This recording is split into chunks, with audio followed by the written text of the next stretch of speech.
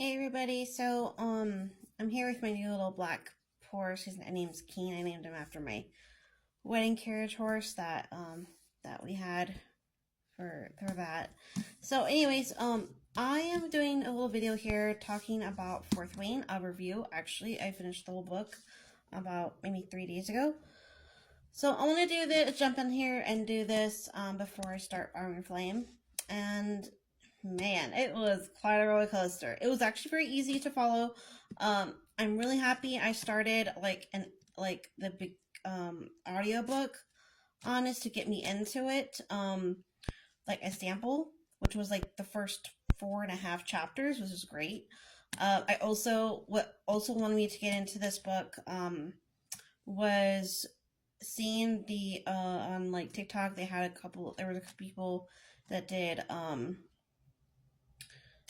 like fan art video on Zayden, so I want to know what he looked like to see if it was really gonna like lead me into it.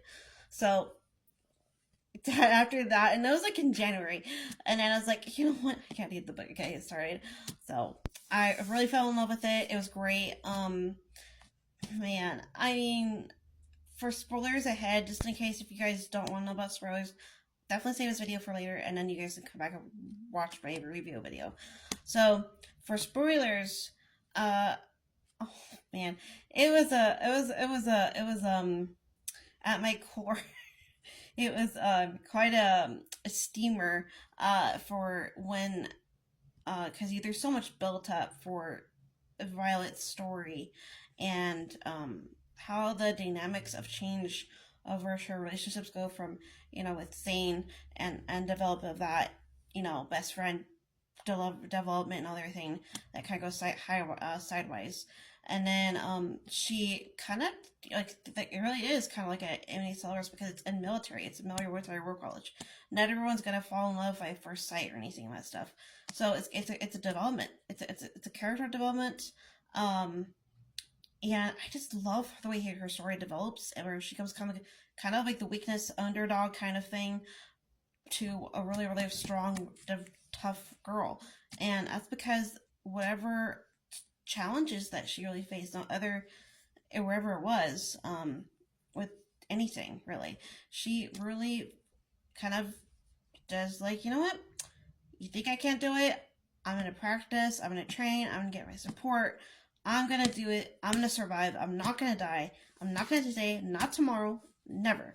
And I'm gonna fight through it. And surprisingly, even when she doesn't know it, that Zayden becomes her like her not only her backbone, but like her strong, I guess, backbone, shadow in a sense of instructing her how to attack her opponents when he's facing her on the mat to start with, and then later on he communicates with her. And so not really, it takes her a while to realize and he has to like, spell it out for her basically later, in arguments and discussion, that I've been helping you the whole time without even knowing it.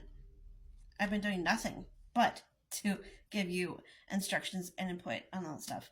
And then so I can't believe that I didn't think about it, because in Aragon, his instructor gave or put his horse saddle or some type of saddle on Saphira, and I was, oh, it dawned on me when I finally found out that Zayden did a custom job of a saddle made for Taryn's back, so she can't lose her seat, and she doesn't keep falling off and kind of stuff, because it helps a lot in later when they actually face when I think that it's the war games, it's actually kind of merged, like I think real life attack and the war game trial thing, so squad battle, whatever you call it, and that really helped her out, I think. So, and then also for after that in chapter 30, which I already did a review on that, but I'll just highlight it real quick. So in 22, we see them first time kiss, even though it's through Taryn's kind of emotions, because it's her first time channeling power through from him. That it's just like it like made me blush and like feel the stimulation of that, where it was just so beautiful and pure and stimulated, that kiss, even though it was more through their dragons that was triggering that.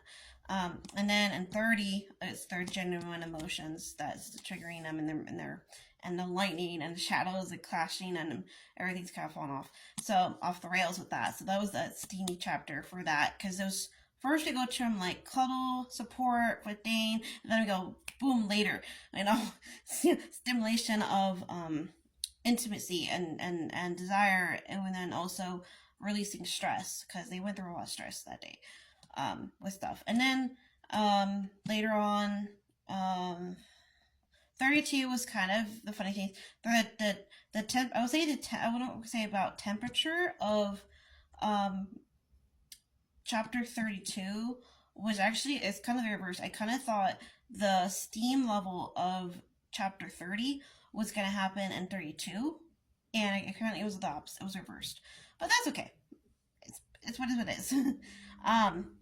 Totally fine. And then we get to, and I'm going to jump to 36, which is a long one. It took me about maybe a few days to read because I was processing it. It was the longest chapter of all the whole book, I want to say. It was 22 pages.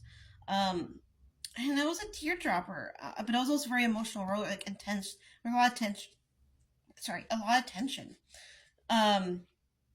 And that's because, there's a lot going on. There's war happening. And surprisingly, Adarna actually gets to go on that trip. Most of all the trips and the trials and the training and all that stuff, she couldn't go.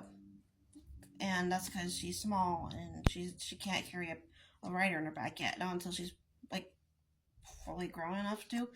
And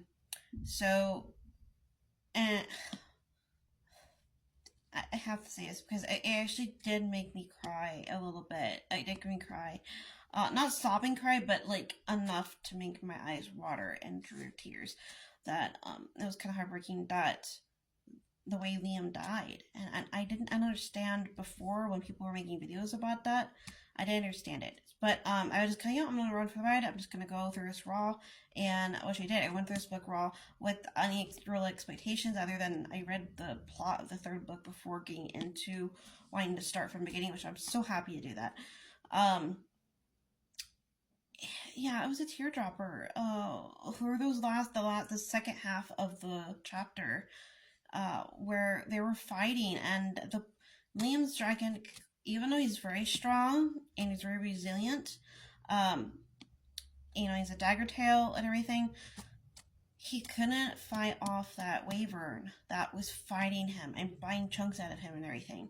And I felt bad for it. He couldn't survive because it actually ended up being true that if the dragon dies, the rider dies within minutes usually, or within seconds, depending on how bad it is. And that's what happened.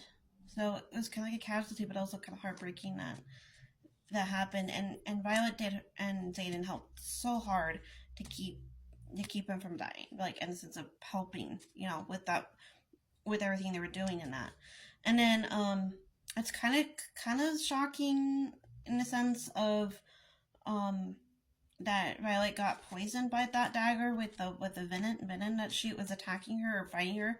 And when I was reading the description, I knew that was poison instantly before I even read it, and I was like, yeah, that's definitely. And even no one else can really detect that till later. So yeah, and then the last thing before this video hits its closing, I was kind of speculating maybe Brennan faked his death and Xaden was keeping him hidden somewhere, because he said that, oh, I know better poison masters when he was said that, or before Brandon walked in.